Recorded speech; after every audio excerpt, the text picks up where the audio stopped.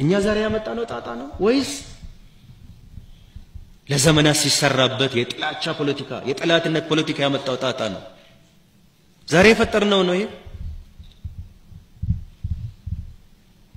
አዲስ አበባ ቁጭ ብሎ እኔ አማራ ተወካይ ነኝ የጉራጌ ተወካይ ነኝ ያዙኝ ልቀቁኝ ቡራ ከረዩ የሚለው ሰው የሁሉ አመት የሁሉ በደል ሲደርስበት የት ነው የከረመው? ከኔ በፊት የመናገር ሞራል ብቃት የለው እውነቱን ለመናገር እዚህ አዲስ አበባ ቁጭ ብሎ ውጪ ቁጭ ብሎ ከሚናገረው ከሚጽፈው በላይ እኔና ባልደረቦች የኦሮሞ ህዝብ ነው ሴቭ ያደረገው ይሄን ህዝብ ፕሮቴክት ያደረገው ነፍሱን ያተረፈው ምን እንደብቃለው የዛሬ አመት በትግራይ ተወላጅነታቸው እንዴት ነው ይታይ የነበረው የትግራይ ተወላጅ ስንቱ ነው በየንትኑ ብዙ ነገር ለማድረግ ሲቋምጥ የነበረው ምንም የማያውቅ ደሃ ኢትዮጵያዊ የትግራይ ተወላጅ በመሆኑ ሲሳቀቅ በአገሩ ላይ የነበረው የዛሬ አመት እንዲሁ ዝም ብለን ብናይ ኖሮ እውነት እንዲሁ ያልፍ ነበር?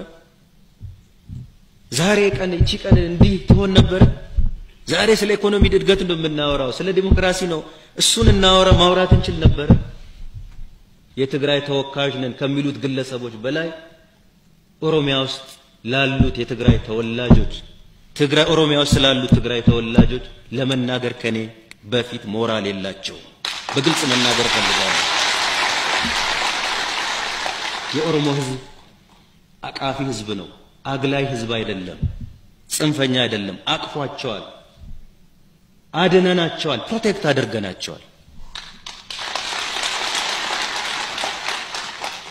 ተግባራችን ይሄ ነው ማንነታችን ይሄ ነው የኔ ማንነት እኔ ያ ቢፈጠር በስህተት በስሜት አንድ ቦታ ብትጀመር ምን ሊሆን እንደሚችል መገመት ያቀተናል ብዬ አላስብም